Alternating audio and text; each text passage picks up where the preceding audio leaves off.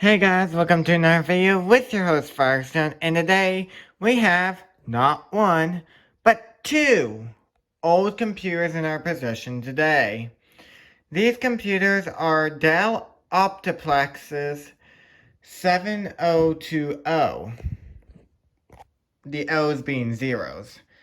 So as you can see here, I have two of them, and they're both, I hear, very nice computers, but according to Dell, they've stopped servicing them in 2018. But yeah, I got this from a business who decided to stop using them after, yeah, I guess after they stopped servicing on them. But now they're in our possession, so let's open one of these and see what's inside. As you can see here, all you have to do is just pull up on this handle and pull the cover off. So it's basically as simple as the Dell Dimension. Except there is a bit of an issue. Well, not really an issue, but one of the difficult parts of this is the fact that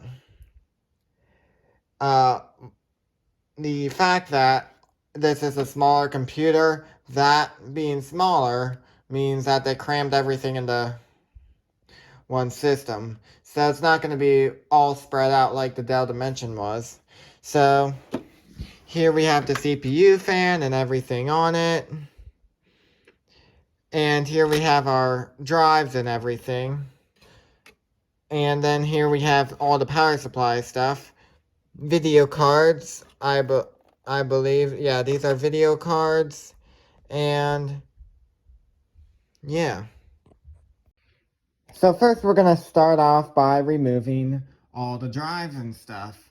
So what you want to do here is, first of all, you want to, well, before we start doing that, we make sure you unplug everything before opening the computer's motherboard, and make sure, if you're afraid that you're going to forget where everything is, make sure that you take a photo of the computer. So yeah, first we're going to remove these cables here holding the I think it's the optical drive in place, but I think this is mainly the CD stuff. Come on. Actually, you can take, I believe this can just slide out. Yeah, just pull that off. And then, I think it should make it easier to take this off. Or we can just, yeah. So as you can see here, yeah, this is the DVD drive. This is where you would insert the DVDs in. And then right here, we have, this is where the hard drive would be, but as you can see, there's no hard drive installed, which I would expect because this is coming from a business. They probably needed it, or they did not want to give it away, so. But it doesn't matter because this is just for demonstration. As you can see here, this is the drive. And in here, you can see that there's the backup battery and everything. So what I'm going to do is I'm going to take the drive out of the Dell Dimension E521 and put it in here whenever we go to start it up. Alrighty, next we're going to take a look at the memory cards. So, as you can see here, the memory is facing towards the CPU fan, just like it did in the Dell Dimension E521. So, also, speaking of, just like the Dimension E521, all you have to do is press back on these white and black tabs to release the memory. Looks like there are 3 memory cards in there, so let's see what we get, or what memory we have in here. Keep in mind, this is a newer computer. This is a little bit more newer than the Dell Dimension E521. So, this one has 4 gigabytes. So, this one is is the exact amount of gigabytes that the Dell Dimension E521 runs, but there is a bit of a downside to this, which I will get to in a moment. Right here we have another 4 gigabyte drive. And right here we have another 4 gigabyte drive.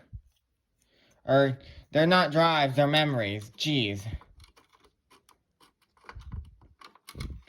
My mind is so into the drive right now, but I kept saying drive. No, these are each 4 gigabyte memories. Fail. So yeah, I'm assuming the same thing's going to go for the other computer, which we will take a look at it here in a bit after putting together this one again.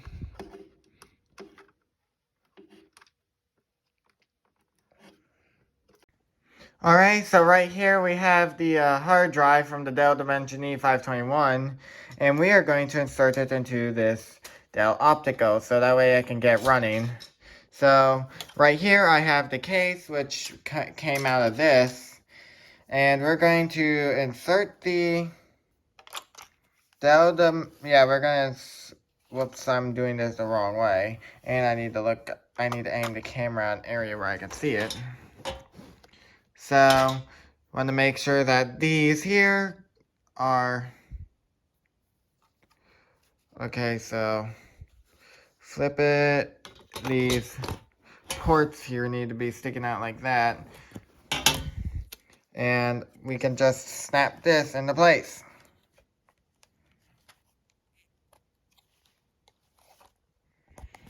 If I can.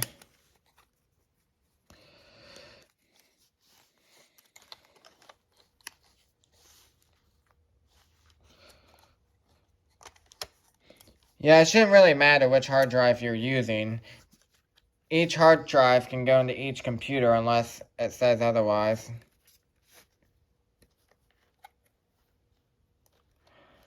Oh yeah, that's why, because there are little pins here, like right here. Yeah, you can see those pins pins go into the hard drive to hold it in place.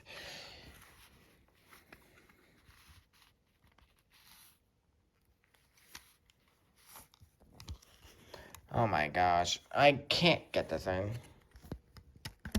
There we go.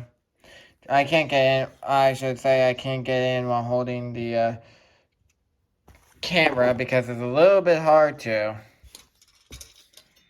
So now that the hard drive is in, I can just put the hard drive in here without any hassle, computer. Dear goodness, I'm having an issue here with these things. I fit in the wrong way, I shouldn't. Something's holding it down, or keeping it from going in. Don't know what. Come on. Never try to force stuff in. It's never a good idea when it comes to computers and technology and stuff like that. As badly as you want to, it's not a good idea.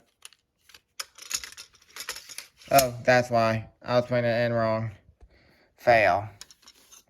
Anyway, let's put this thing back where it belongs. But first, we need to find the SATA cables. So these here are SATA cables. These are what goes into the hard drive. Which I forgot to point that out in the Dell Dimension videos. So let's okay, so as you can see here, I have the SATA cable here and this cable here.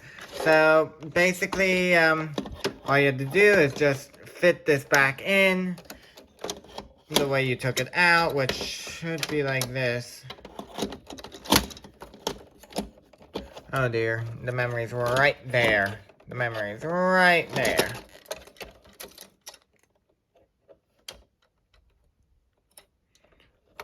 Okay, even if this is how you put it back in, which I'm sure it is.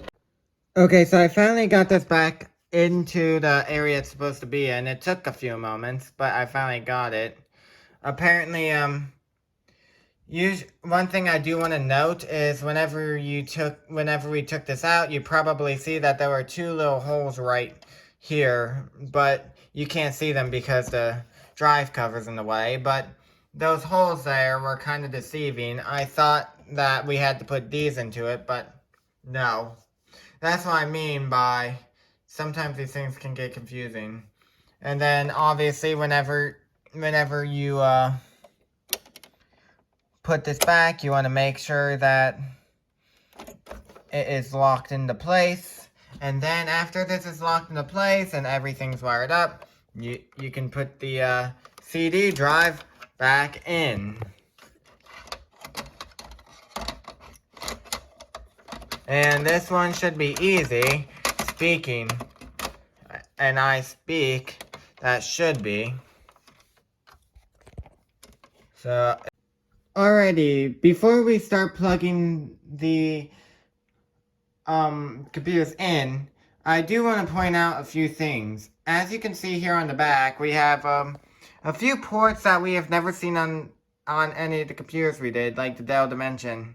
So, this port here is an old styled keyboard and mouse port. So yeah, this is what you could hook your keyboard and mouse into. And then right here, we have some new styled ports. These ports here, you can connect a display port onto, like a monitor, or yeah, like a monitor. You could connect the monitor through here. And then right here we have a VGA port, and I'm assuming this is also a VGA port, but this is kind of the inverse of what it would be like. And then right here we have 6 USB 2.0 ports. 6 of them. Wow. Right here we have the Ethernet port, and I'm assuming these are some sort of video port. And then right here we have the typical power. Yeah, this is where you'd plug in the power. So yeah, let's plug everything in, and as you can see here, I put 1 on this one and a 2 on that one to organize them a little bit more better. So we could just plug in the power supply. We could just plug in the power here, plug in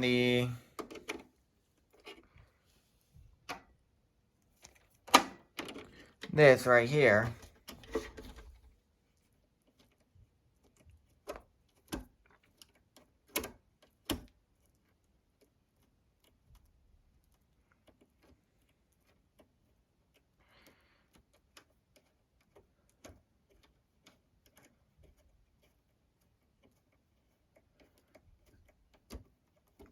And then once that's done with, I'm going to turn on the power here.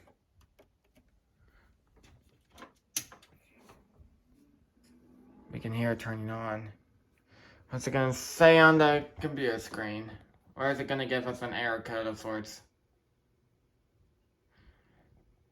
This computer isn't as noisy as the other one is.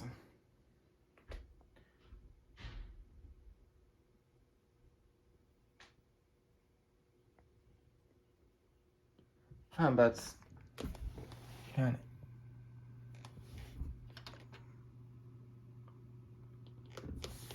uh-oh. That's not good. That isn't good at all. The power button's orange.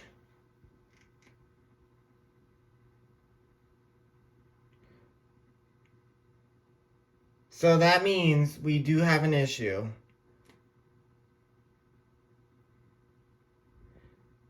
So yeah. So that's number 1 here. So we already have a nice starting issue.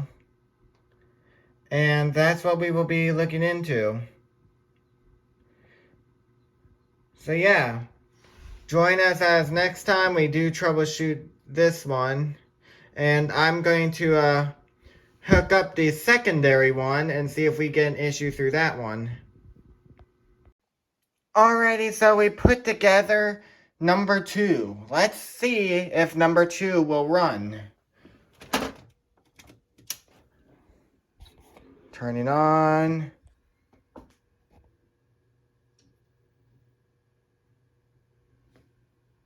Amber light again.